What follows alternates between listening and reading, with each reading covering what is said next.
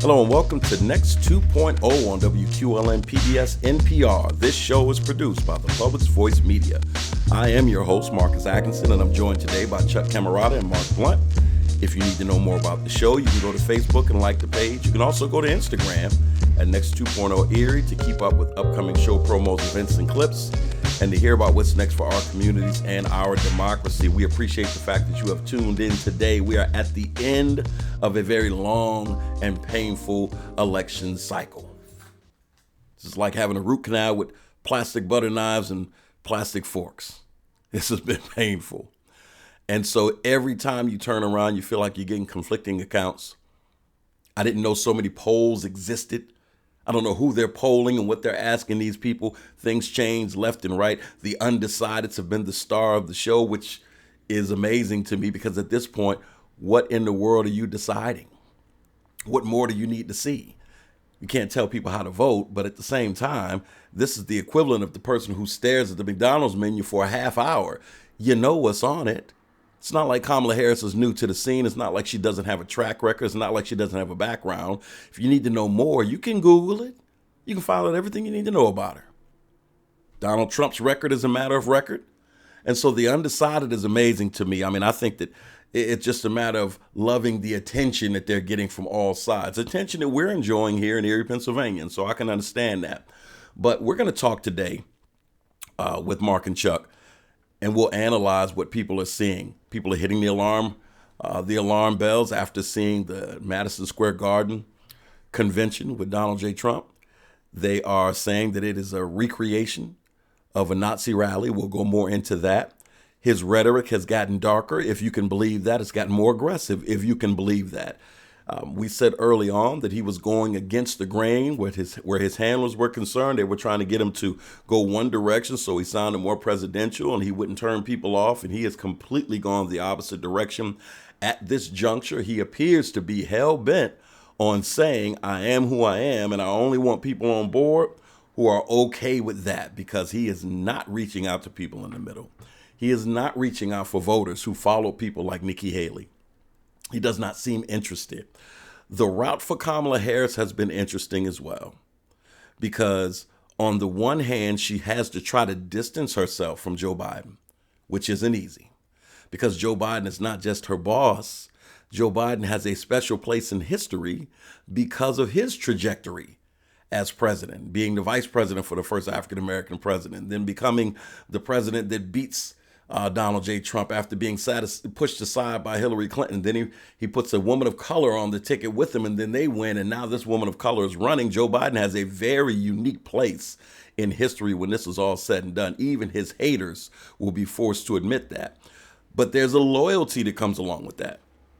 And Kamala Harris is feeling that. And so trying to differentiate herself between her and Joe Biden has not been that simple. I think that people can come to conclusions after listening to her platform, but those that are looking for flaws in her are using that against her. And when she is asked about it, I have to be honest, she does seem to struggle. Those are the moments that she appears weak verbally. Those are the moments that she appears to be or to not have it together, if you will. So that has been the one area that I think she has struggled. Aside from that, I think that she's run a pretty strong campaign. And she is putting forth the tone that America really wants to hear. I'm anxious to see how this all plays out next week. I don't know if there are enough people in the MAGA universe and enough converted Republicans to the MAGA side to make up for all the people that I believe this candidate has turned off. I don't know if there are enough people in that group to make up for all the women that I think this candidate and their campaign have offended. I just don't see it. And I know the media says this is razor thin and it's anybody's game. I do think that some polls are showing that. But again, it goes back to the rhetorical question, who are you talking to? So let's dive into this discussion with Marc Blunt and Chuck Camarata and have a little fun with this, see what you think, and hope you enjoy. All right, and welcome back to the studio for Marc Blunt and Chuck Camarata, my two partners in crime when it comes to this podcast thing. And of course, they are always at my side because I appreciate the way they think and the way they articulate said thoughts. Gentlemen, we are close to the finish line. Yes, we are. Yes, we will. And I can be the first one to say, I've said it before, you crack open your laptop, or your phone, and it's razor thin, The one day they're showing things, and this is why it won't work out for Harris. The next day, this is why it won't work out for Trump. And you can tell that the news stations are bleeding this thing for all the ratings that it's worth. And it's obviously worth a lot of ratings. People are scared, so they're paying attention. That's right. Give me your guts, gentlemen. Give me your gut. Chuck, we'll start with you, man. Where's your gut on this? I went to a rally this week, and one of the things that one of the speakers said was, pay no attention to the polls. The polls are so easily manipulated and subject to error. So I've been taking that advice. I don't know what to make of it poll-wise, because it's crazy. But tough. Yeah. So I don't know. I'm anxious. I think there's everybody I talk to says to me, what do you think's happening? What's going to happen? Yeah. Pastor, tell me what's going to happen. And I don't know, but I feel good about the momentum at this point in the direction of Kamala. I think people are on the ground. Social media is exploding with political thought. I think both campaigns are operating at a high level in their grassroots organization. I think it's going to come down to who gets their vote out. And whoever wins at that, I think that's who's going to win. Mm-hmm. I agree with you. I don't think it's going to be close one way or the other. I believe the polls are incorrect. However, I do believe each candidate is saying don't believe the polls because they want you to get out the vote. They don't want you to get comfortable. No one wants you to be comfortable. Everybody wants you to go out there and vote, which I encourage you to do. Absolutely. Get out there and vote. Yeah, absolutely. Give me the family conversation. I'm thinking about the different people that I'm talking to in my circles. Or the people that are on the periphery, because a lot of the people in my circles, well, I got ready to tell a lie. A lot of people in my circles are not viewing this thing the same. I got ready to tell a lie. Mm-hmm. You are hearing a lot of diverse thoughts. And I'm beyond the point of trying to say, well, why in the world would you ever think like, or why in the world would you ever be prepared to do X or Y? Because I'm discovering that people just aren't prepared to explain how they feel. They don't, and I don't know if it's because all of them don't know, or some of them just don't want to show, as they say the boys in the hood.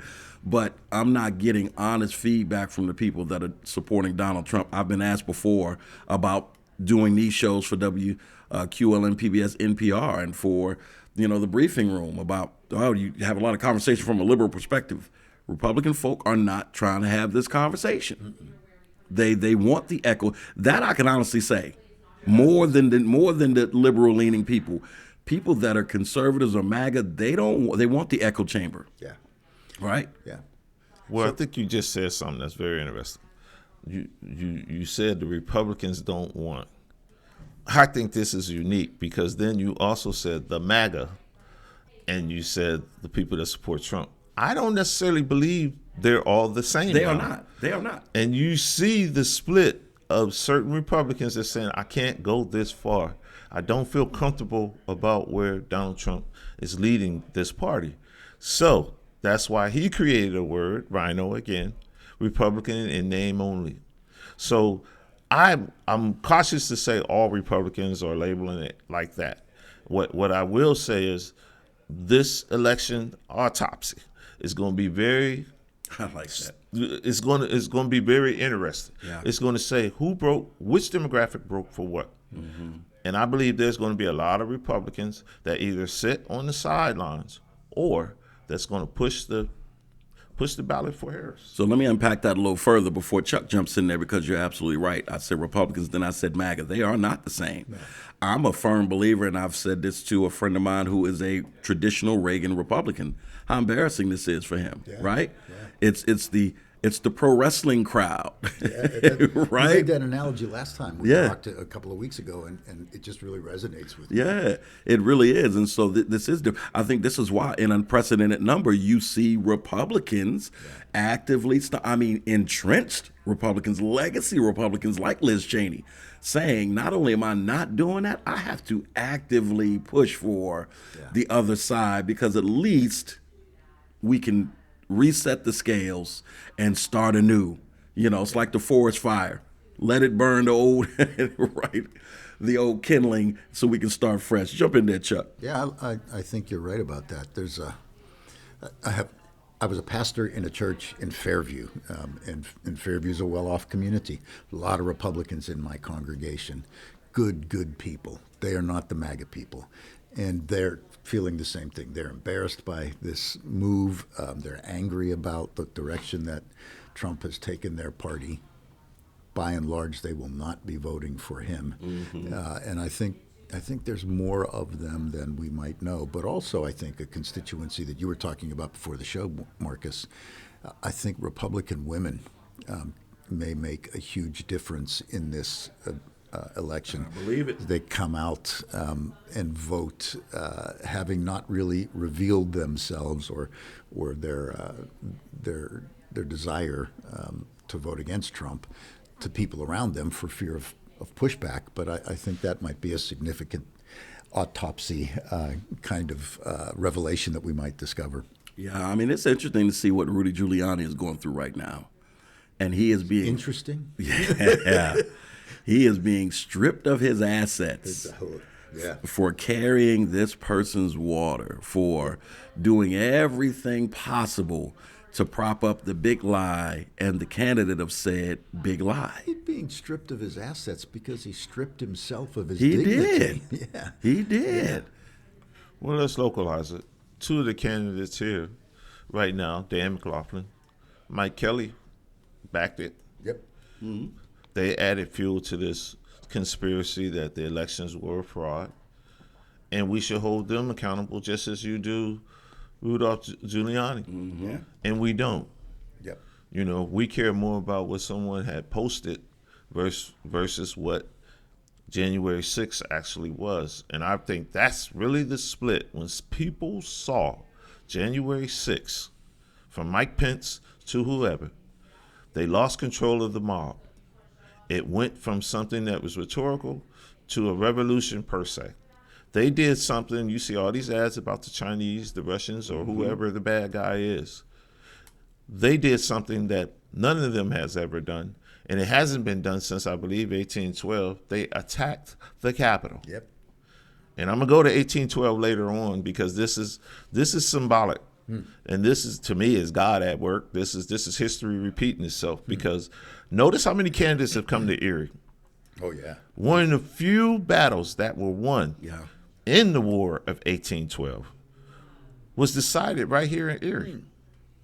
And it changed the course of the country. Now let's go to today. Today, Erie, Pennsylvania decides. This is not me saying it. This is the pundits. Look at how many times Donald Trump has come here. Mm-hmm. Yeah. Look at how many times Harris has come here. Bill Clinton just came. And I think we're getting Walz again before the election. Walz again. We will decide which direction this country go. And Bernie Sanders was just here. No doubt. Well, let's keep it local then, because we have the youngest city council president we've ever had. Yes. Jasmine Flores, young Latino lady. And, now the president, and I'm going to read this, she put a post up on social media, and the backlash is palpable, right? Let me read you what she said. She says about 90%, if not more. Now, let me digress for a second. Again, this is on Facebook, right? Not her political account, not the city council account. This is on her personal Facebook page. About 90%, if not more, of you red hat followers need to be honest with yourselves and acknowledge that white hood you all own or were raised to own because of your sick family history. I'm quoting now. Don't call the station. You are a racist, all caps. And if you're a person of color, you need to stop hating yourself and find your roots, because you are lost and your assimilation is showing, and you are embarrassing the rest of us who have educated ourselves on the real Americans' history with all its bloodshed and slaughter for black and brown people, all caps. The red hat is the new white hood. That's an interesting point. Wow. The red hat is the new white hood for the KKK. And I want to be wrong, but when people show you who they are, you have to believe them. And they are calling for young Jasmine's head over this post. They're calling for her to resign. The county executive, who is a MAGA mini-me hat guy, yeah. who is trying, I can't even give him that compliment, who tries to be a mini-me for Trump. Oh, he wants to be seen in that light so badly, and his little weak imitation is just falling short left and right. Be that as it may, he comes out and campaigns against her.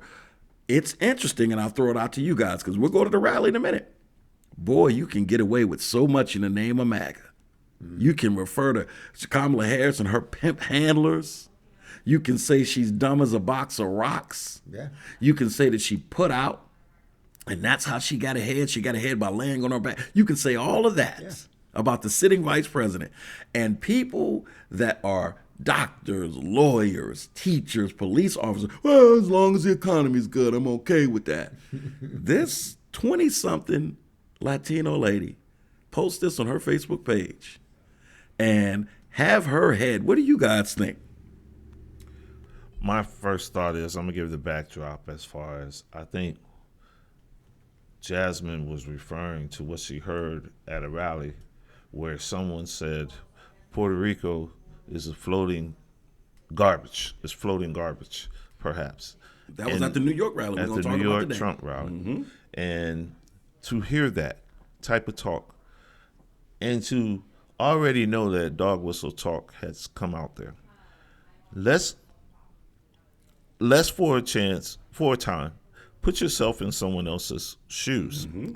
When we hear the African-American community or brown people, whatever, when we hear Make America Great Again, I think the logical question, I posted something that James Baldwin says, you want me to believe in something that we never saw. There you go. So when is this period? I've asked this over and over, and you excuse this. You said, Mark, get over that. That's right. Or what have you. Get over the genocide of the natives. Get over the Trail of Tears. They want a Supreme Court decision. The president said, let me see you enforce it. Get over Jim Crow. Get over the dismantling of Reconstruction. Get over, it was a long time ago. Well, it was just my grandmother's time.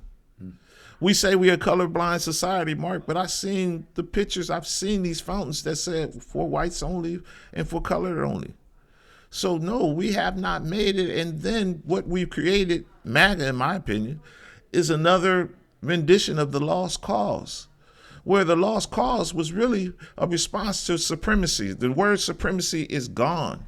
When you show your rebel flag, you're saying, well, Mark, that doesn't mean supremacy, but the founder, the man that created the flag, told you what it was about. Told you what it meant. He told you it was about supremacy. That would be like to ask my Hebrew brother, my Jewish brother, to say that, well, the Nazi flag doesn't really mean this. It means that. And how dare they? How dare they name a camp after Rommel? They're training their soldiers with Nazi name camps.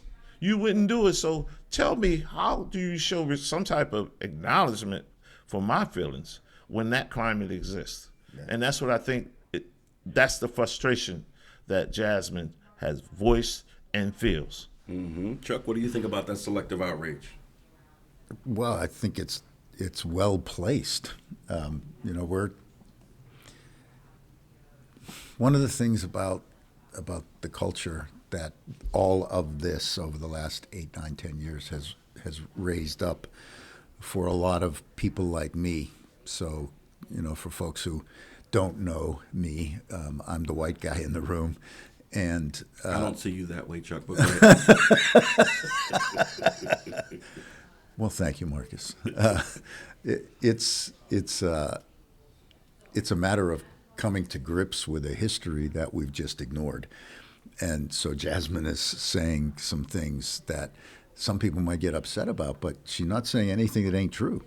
Right. And that's what we have to reckon with as a society. It's one of the things that I'm hopeful about when we get on the other side of this election, that societally we will begin to think about these big problems. And I think Kamala Harris has a chance to be a seminal, a pivotal character in American history. If we can use who she is as a tool, a fulcrum for addressing these kinds of issues, that this young woman, a 20-something Latina, is so frustrated about in the 21st century in America. We should be way past this stuff, and we're not. And the MAGA movement has. Do you remember when at the Democratic National Convention when Walls's son, and I can't remember his name, when Gus was just crying and he was just so overjoyed that his dad was up there, and there was all of this pushback against him. So as a kid with a little bit of a disability, I think he is learning disabled somehow, but you saw an outpouring of compassion and praise for him on one side, and on the other side you saw attacks and critique and ridicule. And I thought, man, that just coalesces it for me. And this is why my Republican friends are not big on MAGA, because MAGA is not about Republican ideas. MAGA is about anger, and harnessing that anger in the service of putting a few particular people in power. And we'll talk about this later on, I think, because it will come up. My sense that just a few rich folks are manipulating the entire system right now to try to take control of it. And there's a lot of scary stuff that is associated with that. But I completely agree, I think, with Jasmine, and not in what she's speaking to people of color who are not with her, but in terms of the underlying analysis that she's speaking. The red hat being the new, and I see you getting in there, Mark. The red hat being the new white hood. I thought that was deep, because it's not even so much as the overt wearing of the white hood. You think about the decades where America tacitly agreed with the white hood and allowed the white hood to dictate its culture in many ways. And even the people that didn't don the white hood still took their children even to the lynching party. Yeah. And there's physical evidence of that, who still took their children to see the black child be berated, Ruby Bridges, as she walked into the school. And so the folks who didn't wear the white hat officially per se, millions of them said, yeah, you can go ahead and shape the culture because some of that white hood represents me. And what I thought was so deep was with the baseball hat, the red hat, that everybody can put it on as opposed to the white hood. But when she makes that comparison, I noticed, and I've had my fair share of people, you campaign us all with a broad brush. I'm on record. I think it says something about you to have heard all of this and to have seen all of this from someone. Absolutely. And still come up with some sort of reason to support this man. Yeah. So when she says that, I'm like, that might be inflammatory. I don't think she's wrong. Go ahead, Mark. I think if you asked yourself, which rally would you see the Confederate flag flying open? And that's telling in itself. Yeah. So if you can't honestly answer that, if you can't understand when your candidate says, we only had a real law and order in 1798, he said, or something like that. This man clearly is not empathetic with or in touch with our history. Yes. And then privilege says, what we'll do about that is we are not allowed to teach it in certain states, in the free state of Florida, I guess. We can't even bring that up because it may offend the perpetrators of these acts. That's right. That's right. So you tell me, what can we do? How do we move on? I will say this. There is no evidence of Jasmine not supporting or moving forward for every citizen in Erie and making Erie a better place to live. And what shocks me more is about how many people are speaking on this, more so than what happened January 6th. There's the point. From the FOP is worried about a post but they're not worried about the killers of George Floyd. The fraternal Did order of they police. send a message to that police department to say, hey, the actions of these officers was beyond or put my fellow officers in danger, because that's not what we stand for. And no, they didn't do that. They went after a lady who was hurt because people that look like her was called garbage, was called trash. Yeah. And as the rallying point for certain Harris rallies is, we are not going back.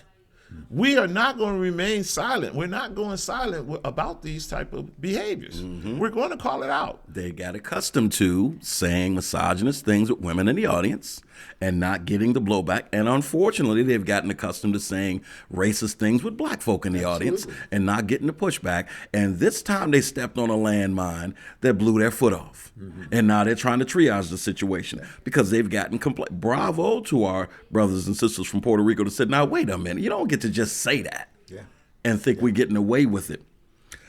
Go ahead, Chuck. I like the analogy, the white hoods and the red hats. The thing about the red hats, though, for me, is that the white hoods covered your face, and maybe that was just intimidation factor. Maybe it wasn't to hide identity, but we're parading around with MAGA hats now, declaring for everybody to see that we're with this man who is clearly a racist, a white supremacist, a hateful human being, and we're not hiding it anymore.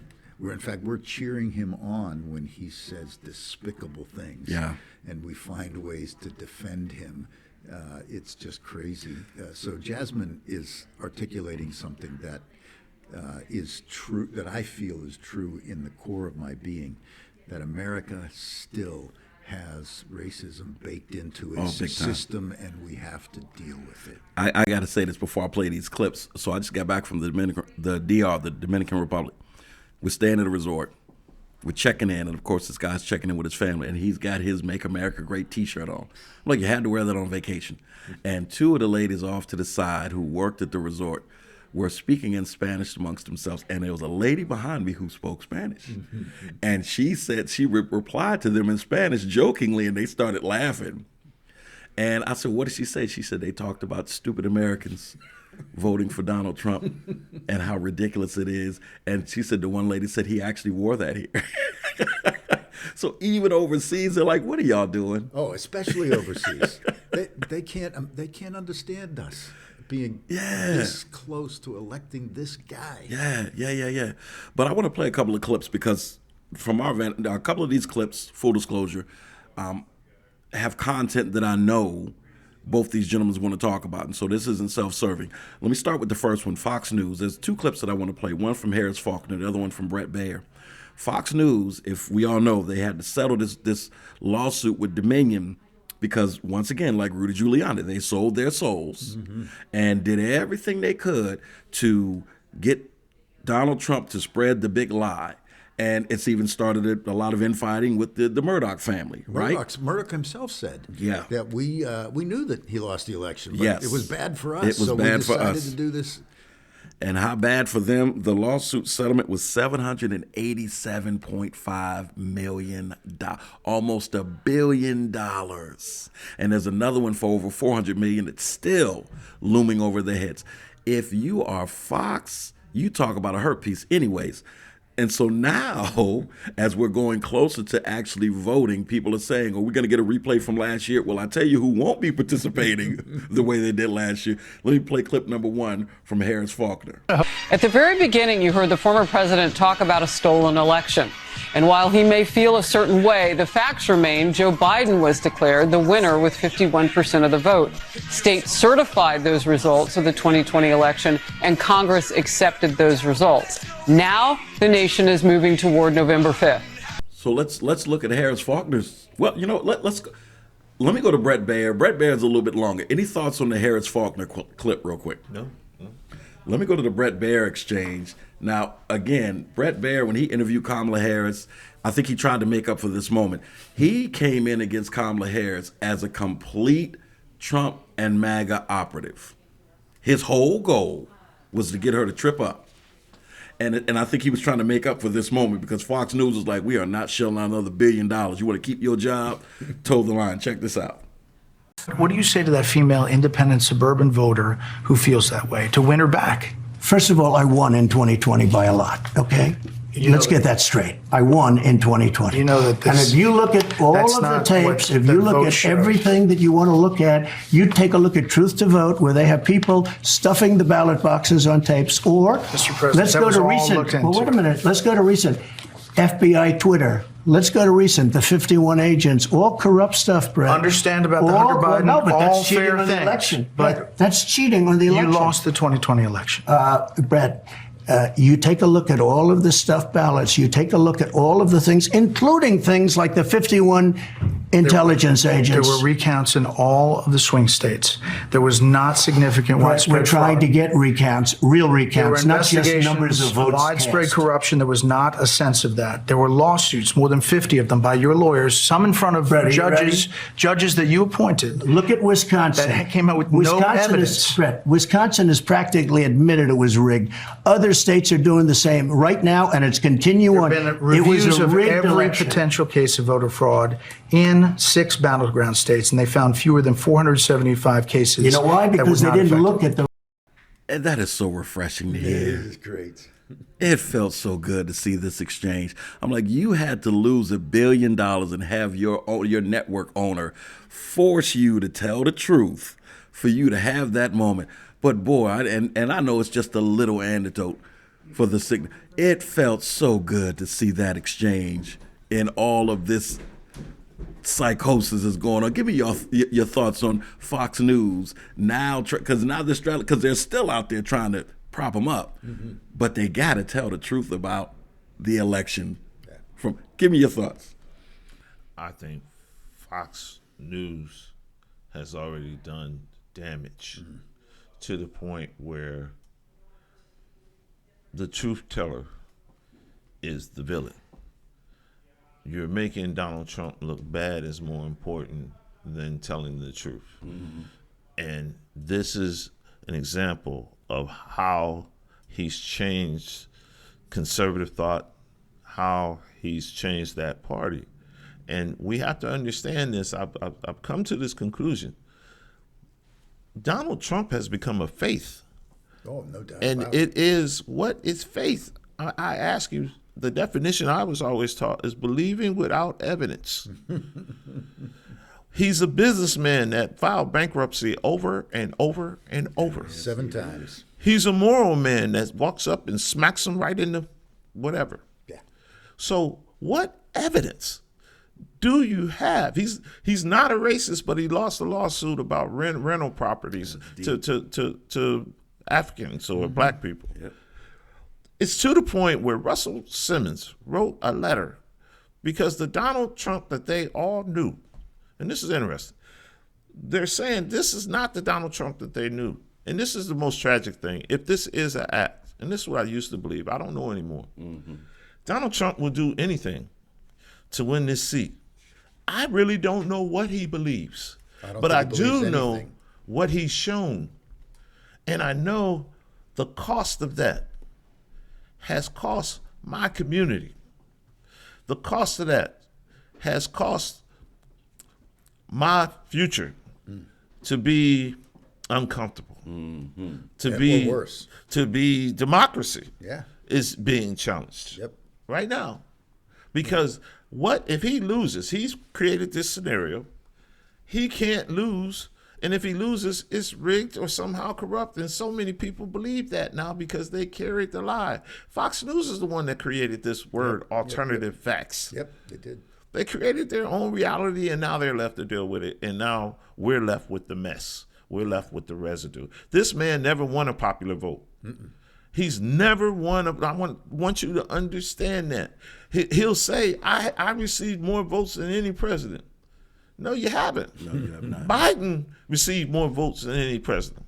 Hillary received more votes than what you had when she ran. You won the Electoral College. Yeah. And your own VP, which is not with you to this day, because he upheld the Constitution and he validated that election. That's right. That's right. 44 cabinet members during Trump's 4 years, 42 of them are not supporting him. I mean, what does that tell you? The man's character is on display every time he speaks. And in that clip, the thing that I loved about that clip, Marcus, is that Trump is angry. You can see, you dare to question me? You dare to depart from the from what we've laid down as the truth that everybody has to step to? I think that some people just are incapable. And you know pretty quickly when you talk to them, that is, we can't talk about this with this person. There is absolutely no positive outcome in this conversation because they've bought the lie. Trump has become their idol. If you're a biblical person, a person of faith, the primary Old Testament sin was idolatry. And we have done that with him. I wanted to localize this because Chuck reminded me of something. I thought of something.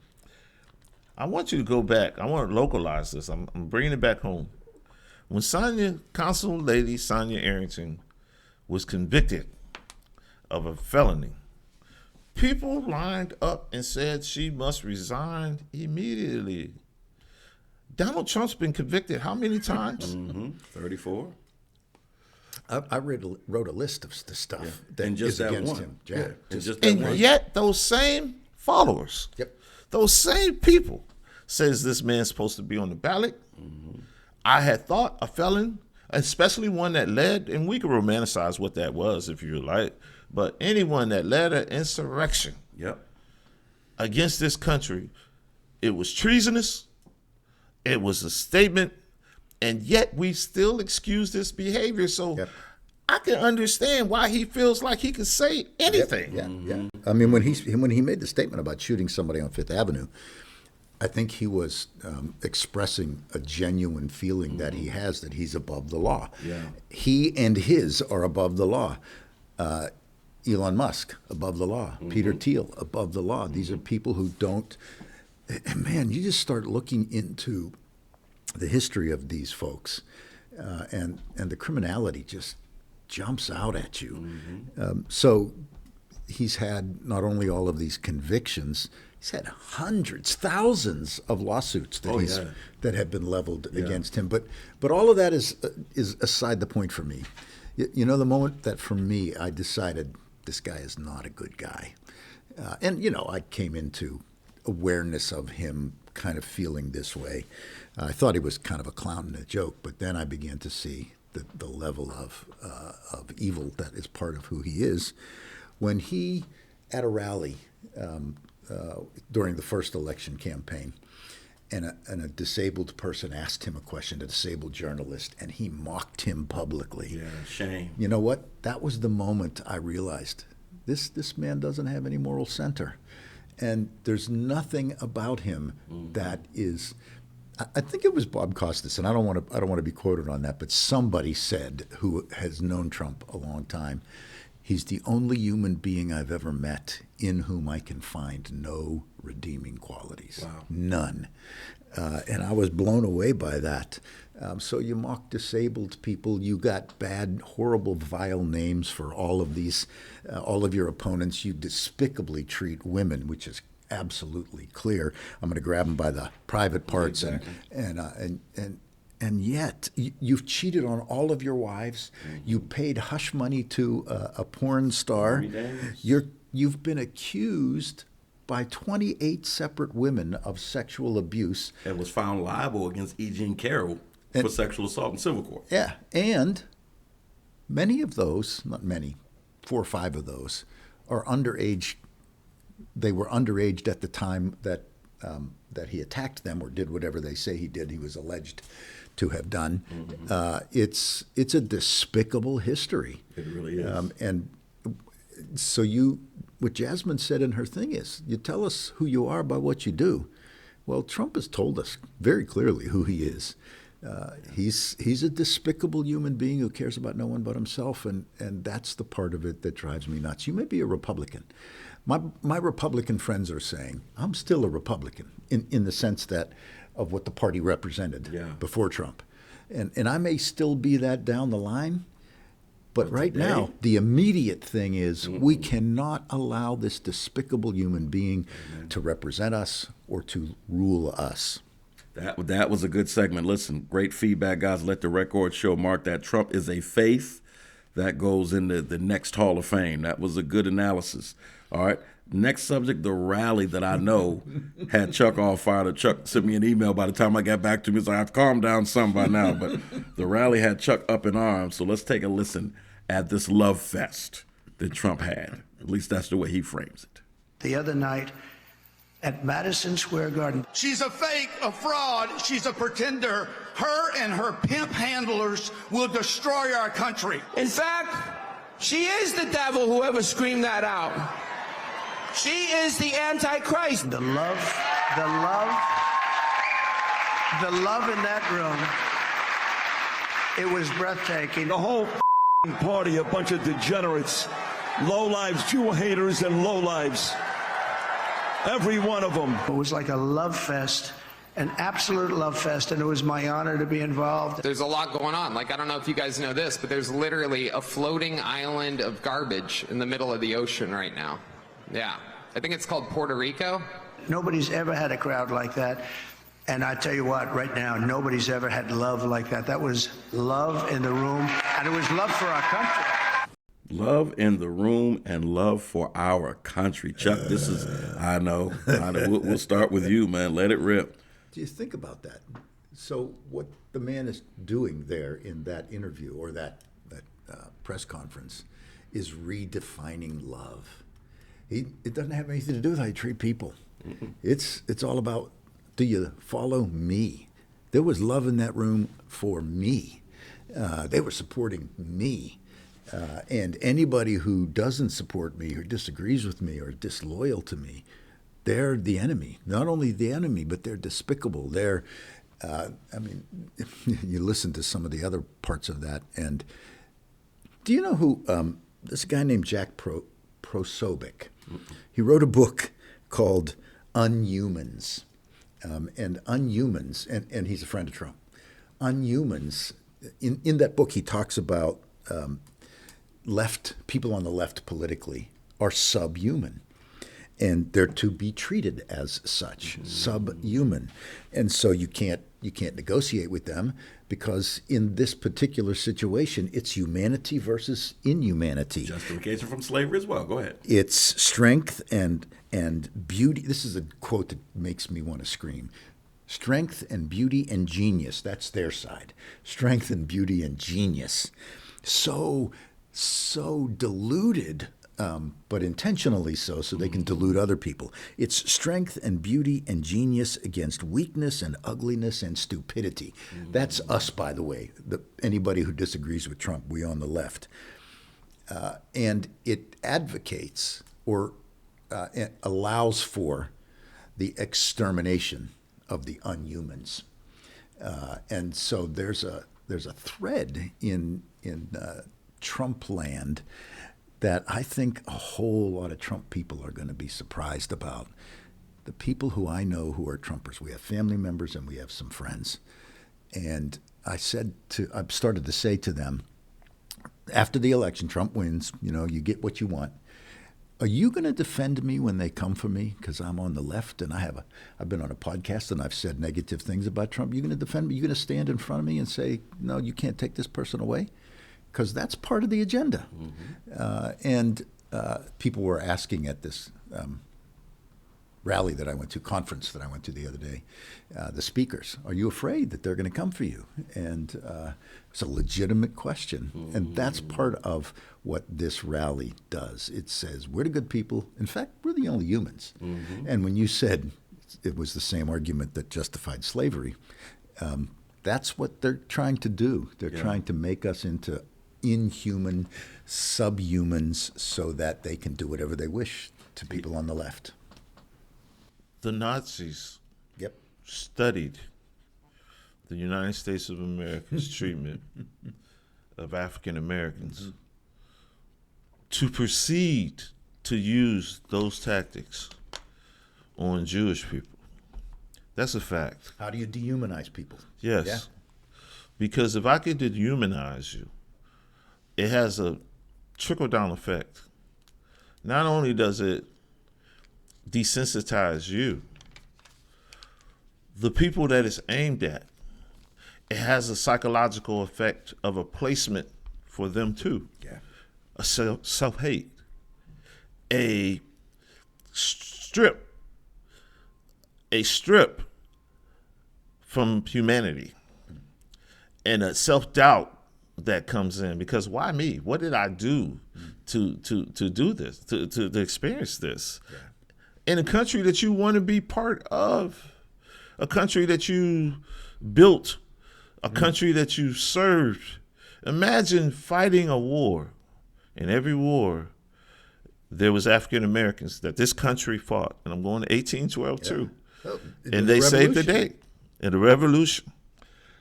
Every war we fought, and yet, up until the Korean conflict, we had to get on separate trains. We didn't get the GI Bill right off. The GI Bill that allowed you to move to Mill Creek, it didn't allow Luther Manis the same right. It didn't allow those that fought with the French, because some was not allowed to fight under white command. Mm-hmm. In World War II, no African American fought combat under the United States. They fought it under the French. That's where they were allowed. If you go over to France, you'll see statues of African American soldiers. They received medals of honor, which led to bloody summer of 1921, because when they came back and got that taste of freedom over there, they realized something was wrong when they returned here, and they couldn't accept the double standards. And I digress, that's another story. But when you see these rallies, it strikes that nerves. Mm-hmm. It has that sense. It's what does the saying go? It says, it feels like Jacob, but it smells like Esau. That was a rally, people. No different than George Wallace back in the day before he changed. Before Stennis, Maddox in Georgia. That was those type of rallies. That's what I hear. So what you're hearing from a lot of people about that rally is that it was a replication of the 1939 Nazi rally at Madison Square Garden. And if you Google this, Wikipedia, as I'm about to read to you right now, will not only tell you about that rally, they'll show you a photo from the rally. Mm-hmm. And I want you to pay close attention to how this group went about it. And love them or hate them, you have to admit that there are some similarities. It says on February 20th, 1939, a Nazi rally took place at Madison Square Garden, organized by the German-American Bund. More than 20,000 people attended, and Fritz Julius Kuhn was a featured speaker. The Bund billed the event, get this, which took place 2 days before George Washington's birthday, as a pro-Americanism rally. The stage at the event featured a huge portrait of George Washington, which it shows on the photo, with swastikas on each side. Approximately 100,000 anti-Nazi counter-protesters gathered outside. 13 people got arrested. They attempted to break through the lines of police officers guarding the rally on 3 occasions. All that to say this, as they're talking about that, because some people dismiss that as conspiracy. No, this rally took place, and you decide whether or not this was a direct imitation of that rally. Let me add this. Nikki Haley, who gave you a run for your money in the primary, right? In terms of people who were turned off by you. You obviously had bigger numbers, you being Trump. This is why you're there. But she had a legitimate following. Mm-hmm. You don't invite a Nikki Haley to speak. You're not courting her He is completely doubling down, tripling down on his base as we move closer to the finish line. He thinks, in my opinion, that this dogma that he's espousing is the way the majority of the Americans feel, in my opinion. So much so, he has snatched the white hood off and said, look, this is where I'm at. You with me or you ain't? Thoughts? I hope people can follow me on this. I like to use movies. We'll interpret for you if you need it to. There was a movie called The Bronx Tales. And my man said, what would you rather have, fear or respect?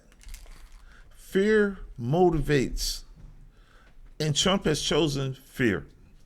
He's chosen fear to motivate people, that people are crossing the border at record numbers and this country is going to whatever. And our number one issue is illegal immigrants. And he sold that narrative and people are buying it. Yeah. To the point where they're saying they're eating your pets. They're eating your best friend. How dare that happen? They're eating your best friend. They're overrunning with you, and they're doing these things. So that person in Northeast that was picking our grapes, I guess they were called migrant workers at one time. I wonder, is he talking about them? Because they help keep our prices lower. Yeah. As far as produce is concerned, because they do those type of jobs, or what have you. I don't know if that's what Trump calls a brown job or a black job I think or whatever. It is. I think it is. But he's operating off of fear, and no, I don't like that. No, yeah, and one of the things that fear allows, when people begin to be afraid, it makes it possible for you to just lie about everything, because they'll believe whatever you say now. So the idea that immigrants are taking our jobs, really? So I want to ask all my white friends who say that, what job is he taking? What job is that immigrant taking from you? He ain't taking any job you want. He's going to be doing, I know doctors who have come here from Sudan and other places in Africa.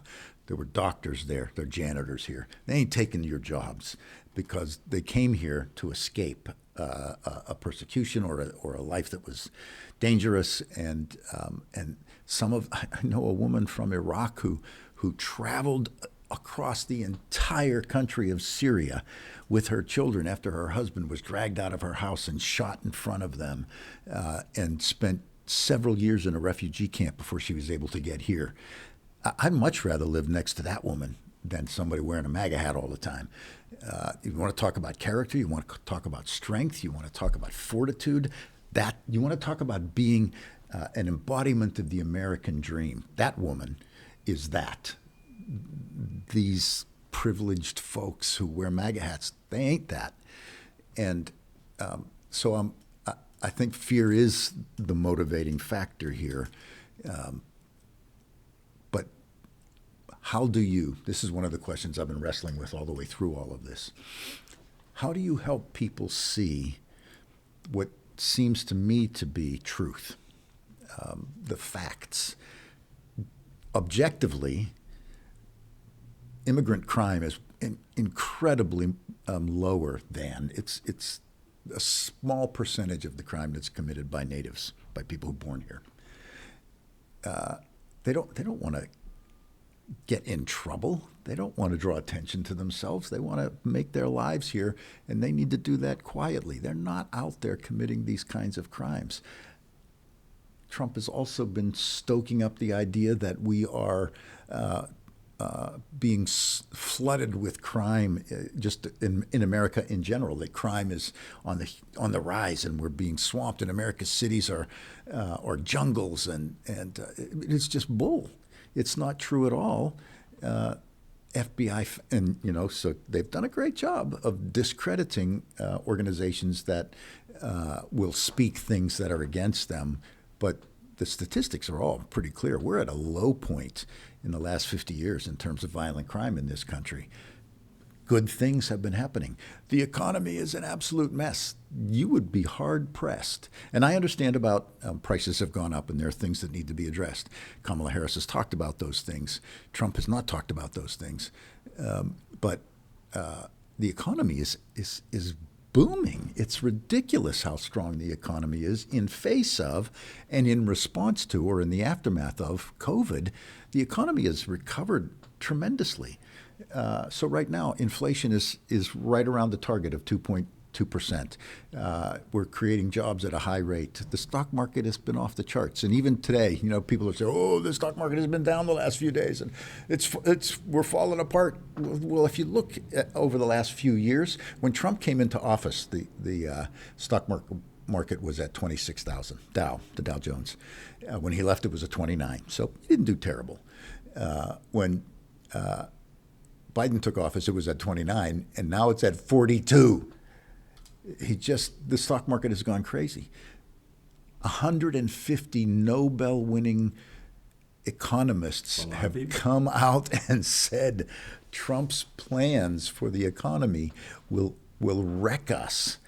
That's just baloney. We're going to go back to that best time in American history when all of the revenue for the government was garnered by tariffs. Yeah, that was the best time for a few rich people, which is exactly what they want. They're revealing their hand. It was not the best time for Americans. It was the Gilded Age. It was the age of the robber barons. And that's where they want to take us. And some of those economists came from Wharton, which is the school he attended, right? I don't think he really attended. Somebody went there for him. So in all of this, as you're listening to everything that Donald Trump is saying and this, I can't even say dog whistle, this negative and toxic language that he's using, his running mate, J.D. Vance, is stuck with the unenviable task of cleaning up all of his messes. Now, I said before we aired on the show, he is too smooth at lying. He is too smooth at lying, and he does it effortlessly. Well, I think we've discovered that a lot of so he wrote this book, The Hillbilly Elegy, a few years ago, and it was kind of a bestseller, I think. It was, and they made a movie out of it. And what we discover is that that's not what his family story is. Exactly. So, I mean, he's been misrepresenting himself since he came on the public stage. Yeah. So it shouldn't surprise us.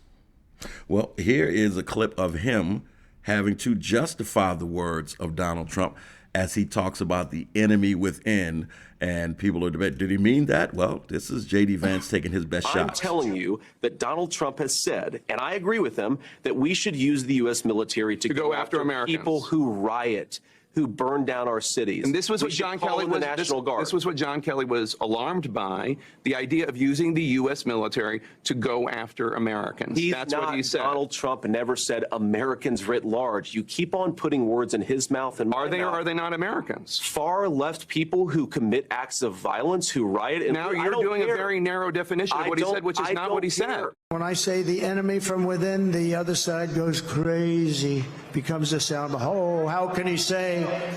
No, they've done very bad things to this country. They are indeed the enemy from within. And he is doubling down. And so if you're trying to explain away what he's saying, you're wasting your time. He is doubling down. Mark, give us your thoughts. This goes back to him snatching that hood off and just saying what he means and daring people to either agree or disagree. My first thought was, why didn't he call the military on January 6th? Thank you. If he believed that, because clearly they was looking to harm his VP. So if he really believed that, then he would have did something like that. But he didn't see that as his enemy. You know who he sees as his enemy. Anybody that is a political threat to him. And with this recent Supreme Court ruling, it makes him more dangerous. And you have him on record on a recorded message telling the governor of the state of Georgia, find me these votes. I need these votes. If that's not tampering with an election, I don't know what is. But this is where we're at. This is the paranoia. This is our version of the McCarthy era. And we have to, as a country, we have to decide which way we want to go. Because although our topic has been about Trump, really the topic is about ourselves. Mm-hmm. What type of country are we? And what do we really want to be? In which direction we want to go? Absolutely. And that Trump is just he's a symptom that's become real of where we're at. And you could be motivated by fear. If you could be motivated by prejudice, I think we still have a way to go in this more perfect union. Yeah. And we've forgotten that at one time, your grandparents, your great-grandparents were immigrants, and they came over here. Mm-hmm. And the same tactics, believe it or not, was used on them. Mm-hmm. From the Italians to the Irish to whatever. They were once those quote-unquote enemies. Yeah. They were once those what was called garbage. Mm-hmm. That was them. Yeah. But somehow We've forgotten that, and we don't have empathy for those other ones that we feel don't fit in this country. And keep in mind that this guy has blocked a bill that would have addressed this because he needed it as a political issue. Yeah. And this is what he's doubling down on, people. He's doubling down on fear. I think we have way more important issues than what we've presented. He's doubling down on fear, and this is one of the, full disclosure as the host. This is one of the reasons that there is much less analysis on Kamala Harris. I think we're being presented something that will take this country in a direction that none of us want. I think we're being presented something that will make this country resemble countries that we have demonized in the past for all the right reasons, right? And so when you look at Kamala Harris as a candidate, Vice President Harris, there's a reason why the Liz Cheneys and the rest of them are jumping on board to campaign with her. At the very least, strip everything else away, we have a mainstream traditional candidate, and this model is sustainable. I can disagree with her policies. We can deal with that. What you're presenting to us, Mr. Trump, puts us in a completely different position. This is not the same conversation. And so that is unprecedented. So I'm not going to be one of these people that takes my show and ignores the unprecedented nature of what America is presenting. At the end of the day, the reason I believe that he has stripped himself of all the falsehoods and the niceties and said, you know what, I'm going to double down. He is going against traditional or conventional wisdom. He's going against what I'm sure his handlers have told him in the past. Well, we got to find the middle. Why? Why should we invite Nikki Haley's voters? Why should we court the voters of Rubio? It goes back to this strongman mentality, and it's embarrassing to watch people that he has humiliated, which goes into this this authoritarian leaning, where you want to embarrass people into kowtowing, embarrass people into submission, and even using Nikki Haley as an example, even though you aren't trying to court her voters, even though you aren't trying to quote some of her better ideas, she's still, well, you want me to go stump for you? He has whooped these people so much emotionally that they have fallen in line, so I can see why so many people are saying this is an existential threat. This is why in the midnight hour, this is what we're talking about, because it's a threat to our very existence in many ways, whether you want to admit you see it or not. Think about America as coming to a crossroads. And, you know, the vehicle that we're all riding in, America, we've come to a crossroads. Yeah. And we can continue on the path that we've been on, American democracy with all of its messiness and all of its flaws. And we can address the issues that need to be addressed. And I've came into this podcast wanting to be able, not this particular one, but the idea of podcasting, to be able to address things like climate change and racism in America and our unhealthy addiction to guns. And there's just a whole series of issues that we have to address.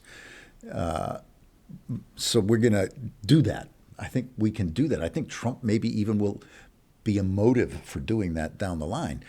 That's one path. The other path is Trump's path. And on that other path, it may not happen right away, but on that other path, he's just going to start throwing people out of the vehicle to the wolves. So it may be trans people first, LGBTQ people. It may be immigrants. It'll eventually be everybody who disagrees with him. It'll certainly be people of color. We're just going to throw them all out.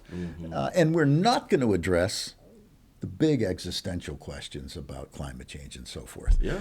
In fact, we're going to deny that stuff, and we're going to keep doing stuff that will make it even worse. And there's a whole series of sinister things there that I don't want to talk about right now. But it's a choice that for America's future. And so I think you are exactly right, Mark. I'll tell you where I think we are.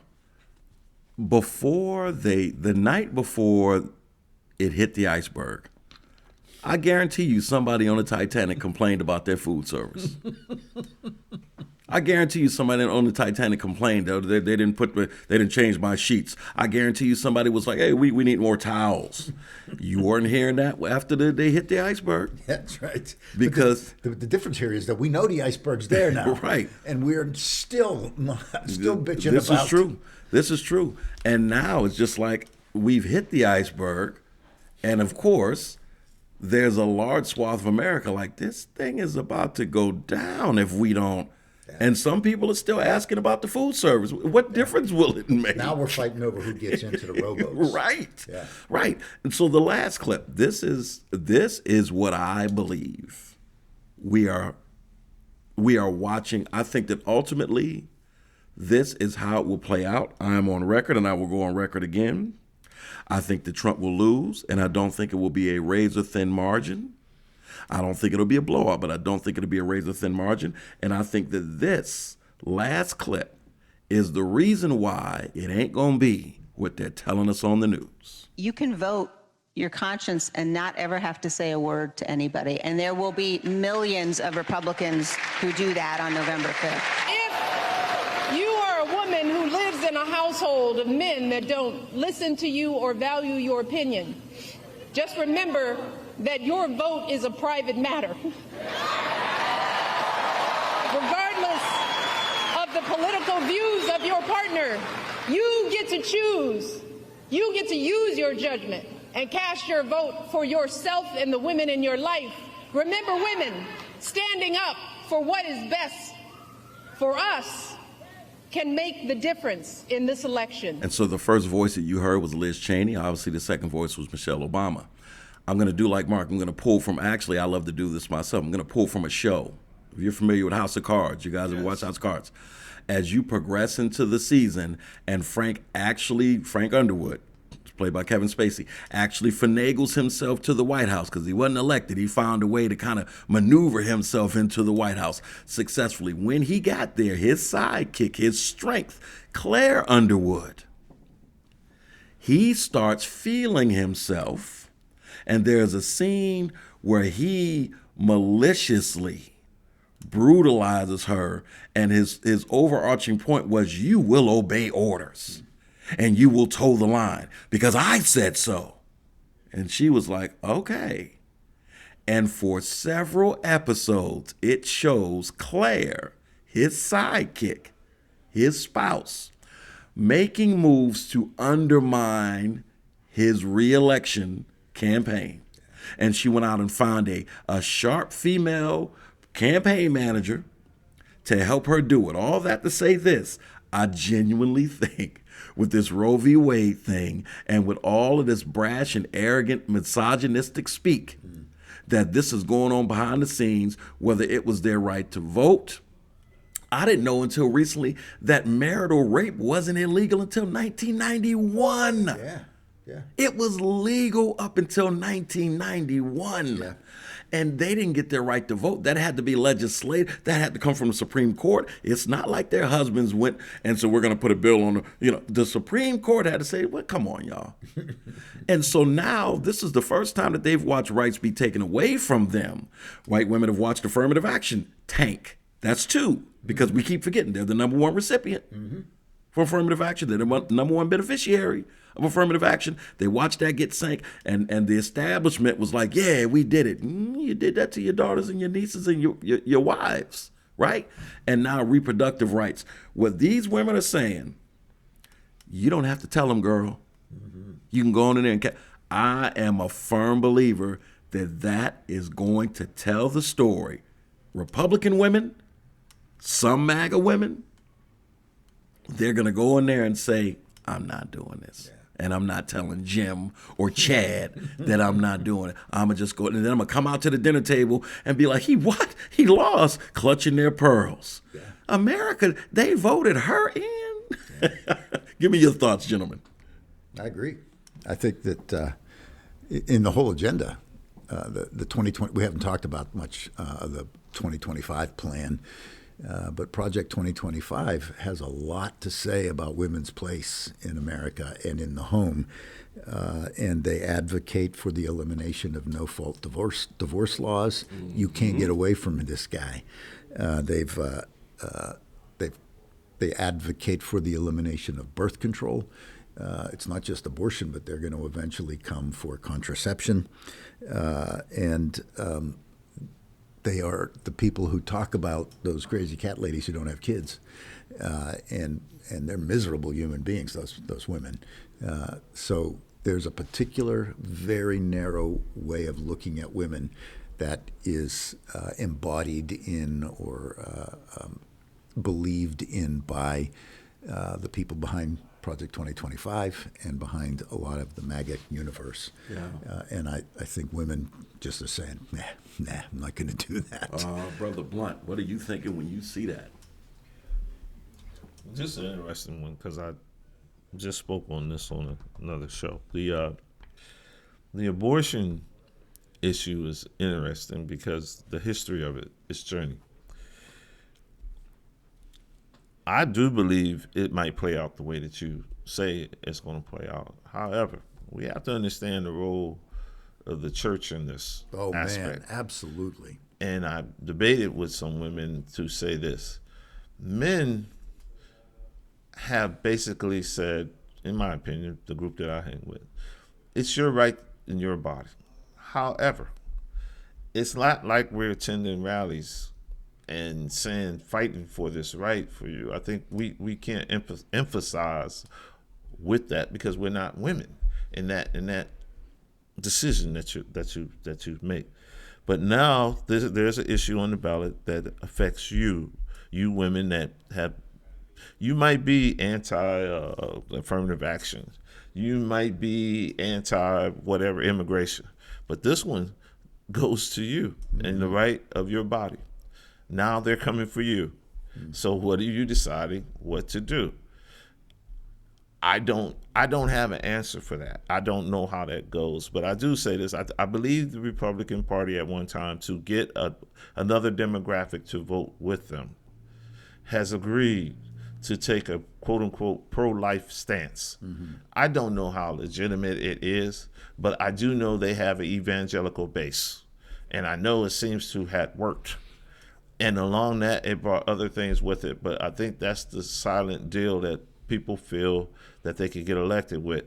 Whereas on one hand, Trump used that to prove that he was conservative, because before he ran, there was an issue about, was he conservative enough?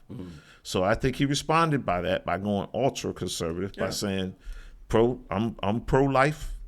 I'm gonna create this immigration type situation. It was a business decision, and he did it. He doubled down on that type of thing. So also he's retracted it. Now he's saying it's a state right. Really, it's not me, because he's seeing this. He's reading the tea leaves. He's seeing which way the wind is blowing, and this has really hit a nerve with women. And now he said, well, you know me, and this is where you say what the wife did. I believe it was purposely put out what she really felt, so he could again have the best of both worlds. This is what this guy, he likes to be liked by everybody. That's his ego. That is true.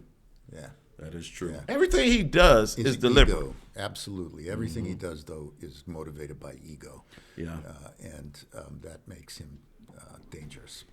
Well, gentlemen, there's so much more to talk about, man. I know it. But I think I believe in my heart of hearts that this discussion is the discussion that needs to be had in every barbershop, in every household, and every golf cart, wherever you're socializing. This is the discussion that needs to be had, because we are being presented with something that none of us want, and that Nazi rally is something that you might want to reflect on. There's a lot of, I can't even fathom why people, well, you know what, let me take that off the table. I'll go back to Marc's mic drop. Trump has become a faith. And the idolatry piece that you're talking about. And once you can go back through the Bible and the Quran or whatever else, and there have always been periods where people worshipped the thing, even though there was no evidence that the thing, it was Elijah calling down fire on the altar, and the Baal priests, cutting themselves and prostrating themselves. And is your God in the privy? What is he, in the restroom? There's no evidence that this Baal guy is real. Yes, so few people will know what you're talking about. But I love it. There's no evidence. And so historically, biblically, it is true. When idolatry comes into the case, doesn't matter. Yeah, divine right of kings. We've been trying to deify people forever so that they just can do what they want. Yeah. And Trump has fallen right into that. Divine right of Trump. And here's the example that I think people can use. After seeing the hand of God at work on their behalf, the Israelites pushed for a golden calf, a thing, a statue, and they saw firsthand. And the statue obviously had no power. They wanted something to put blind faith into. And so that, I think, Mark, I said that was profound because it underscores how hard it is to cut through. Because when people start operating from a space of faith, it is hard, it is hard to talk them off of that with reason. Yeah, this is going to be my last comment, I promise. Yeah. But when we get to this place of faith, it makes me think that what we're looking for, what many of us see the problems in our society and in the world. Many of us are concerned about things like climate change on both sides of the proverbial aisle. What we're looking for is somebody to ride in on their white horse and fix it all for us. So when you say to people, here's the future. Here's the future. You got to work really hard on this bunch of things in order to make a better world for us, in order even to have a world that survives another couple of generations. Yeah. Or we can bring in a savior. Well, so many people are going to opt for the second one because hard work or a savior. That's what we do. That's who we are. Well, there you are. I don't know who you're voting for. I just hope that you get out and vote. This was a great conversation. I am hoping that this conversation, as I said in this interview, is going on all over the United States right now for everybody who is eligible to vote. This thing needs to be discussed, debated, and dove into. It doesn't need to be avoided. And like Liz Cheney said and Michelle Obama, this is a vote your conscience type situation. Some people aren't combative. Some people don't want to hear other people's mouths. They don't want to feel like they're being bullied, whether you're voting for Kamala Harris or Donald J. Trump, because right now, either way it goes, you're going to hear it from somebody when you declare. It's your vote and it's your business. You want to go in there and color that little oval in for whomever. It is your right to do so, and you don't have to declare it to anyone else. Keep that in mind. Either way it goes, go out, get your little sticker, put it on your lapel that says, I voted, make your voice count. That's it for our show today. Tune in next time for more discussion and analysis with local and national guests. Next 2.0 streams on Fridays on all major podcast platforms and on the fourth Sunday of the month at 4 p.m. on WQLM PBS NPR, which is 91.3 FM. If you want to leave a message, you can comment or suggest things on the next hotline at 814-240-8816. We look forward to hearing from you. I am Marcus Atkinson. Come and join us again so that you can hear about what's next for our communities and our democracy. Peace.